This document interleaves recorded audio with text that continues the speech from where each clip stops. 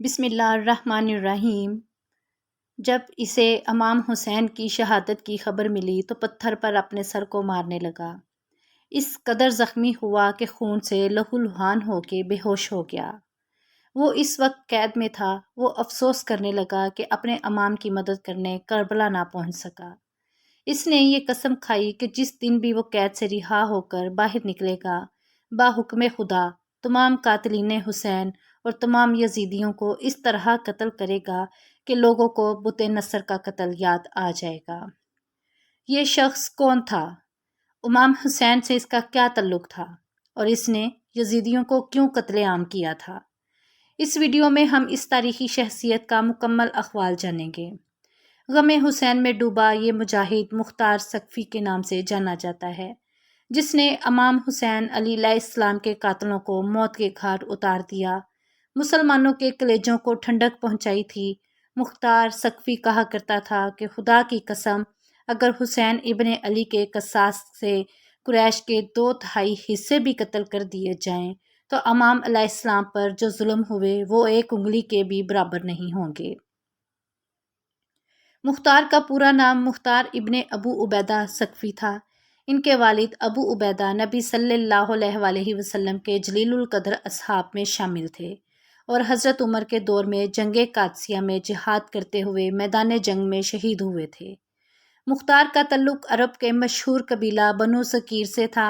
ابن کثیر نے مختار کو صحابہ میں شامل کیا ہے، جبکہ اکثر مورخین نے انہیں تابعین قرار دیا ہے۔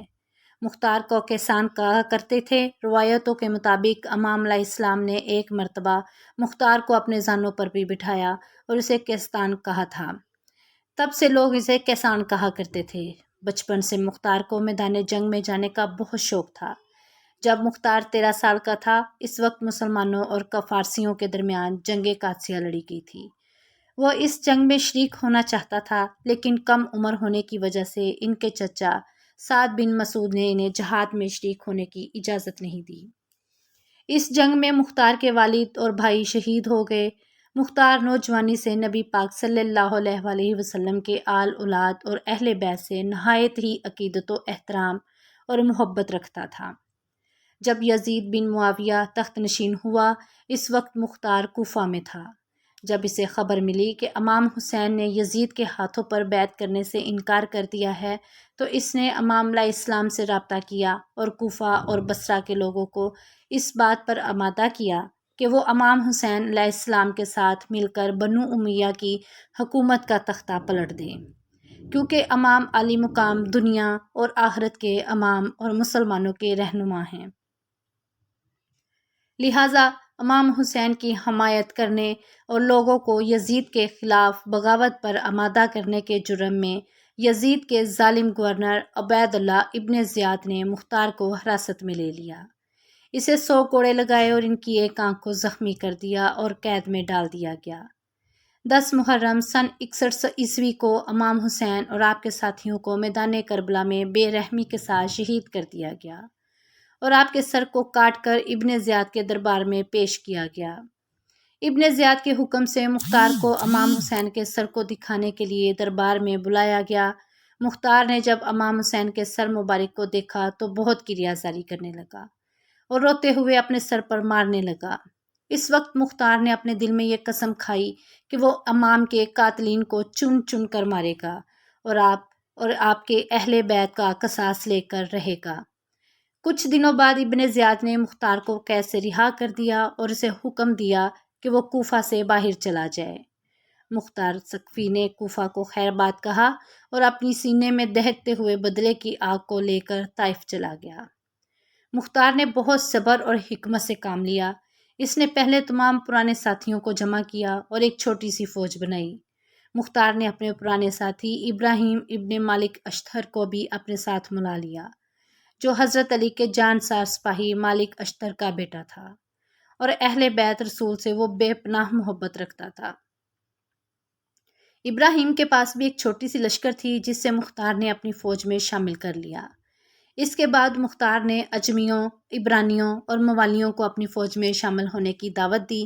یہ لوگ دراصل بنو امیہ کے ظلم اور عربی اور اجمی کی تفریق سے پریشان تھے، لہٰذا وہ اجمی اور موالی جو اہل بیت رسول کے شیعہ تھے مختار کے ساتھ ہو گئے۔ رفتہ رفتہ مختار کی طاقت میں مزید اضافہ ہو گیا۔ مختار کی رگوں میں خون کی طرح دوڑتی اہل بیت سے محبت اسے بار بار حسین ابن علی کی شہادت یاد دلا رہی تھی۔ مختار اب قیام کے لیے تیار تھا۔ مختار نے اللہ رب العزت کے دربار میں دعا کی اسے تب تک موت نہ آئے جب تک وہ ایک ایک یزیدیوں کو موت قتل کر کے ان کے ناپاک وجود سے اس زمین کو پاک نہ کر دے۔ مختار نے سن 63 ہجری میں سب سے پہلے کوفہ پر حملہ کیا۔ اس وقت عبداللہ ابن زبیر نے عبداللہ ابن موتی کو کوفہ کا گورنر مقرر کیا تھا۔ مختار نے اس سے جنگ کی اور کوفہ پر اپنی حکومت قائم کر لی۔ 66 ہجری میں مختار نے اعلان کیا کہ وہ امام حسین اور آپ کے اصحاب کے خون کا بدلہ لے گا، لہٰذا کوفہ کے شیعہ بھی مختار کے ساتھ ہو گئے۔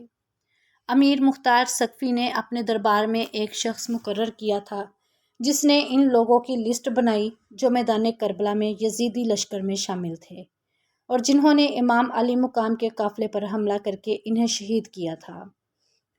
اس فہرست میں جتنے لوگ بھی شامل تھے مختار نے ان تمام لوگوں کو تلاش کروایا اور انہیں قتل کرنا شروع کر دیا، جن میں شمر، خولی، عمر بن سعد شامل تھے۔ کہتے ہیں کہ جب مختار ان قاتلین کو پکڑتا تو ان سے پوچھتا کہ کربلا میدان میں تم نے امام حسین پر کیسے کیسے ظلم کیے تھے۔ وہ پوری داستان سناتا اور مختار اس داستان کو سن کر زاروں کی طار ہوتا تھا۔ سن 66 ہجری میں مختار کے سپہ سالار اور ساتھی ابراہیم اشتر نے عراق کے مقام موصد پر ابن زیاد سے جنگ کر کے اسے بھی قتل کر ڈالا۔ ابن زیاد وہی شخص تھا جس نے امام حسین کے کٹے ہوئے سر مبارک پر چھڑیاں مار کر بے حرمتی کی تھی، لہٰذا مختار نے ابن زیاد کے کٹے ہوئے سر کو کوفہ بھیجنے کا حکم دیا اور بالکل اسی مقام پر اس کے سر کو رکھا جہاں اس نے امام حسین کے سر مبارک کو رکھا تھا۔